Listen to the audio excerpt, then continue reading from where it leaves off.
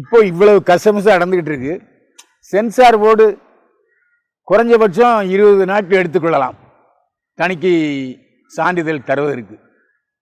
எனவே கூட்டி கழித்து யோசித்து பார்த்தாங்க தயாரிப்பாளர், ஜனநாயகன் பட தயாரிப்பாளர். தயாரிப்பாளர் தரப்பிலிருந்து இப்போ ஒரு அறிவிப்பு வந்துருச்சு. ஜனநாயகன் படம் தள்ளி வைக்கப்பட்டிருக்கிறது, ரிலீஸ் தேதி விரைவில் அறிவிப்போம் என்று சொல்லிவிட்டார்கள். எனவே பிரச்சனை முடிஞ்சு போச்சு. இப்போ புதுசாக என்னன்னா, இந்த பிரச்சனை மூலம் விஜய்க்கு அகில இந்திய காங்கிரஸ் கமிட்டியுடைய மிகப்பெரிய ஆதரவு கிடைத்திருக்கிறது.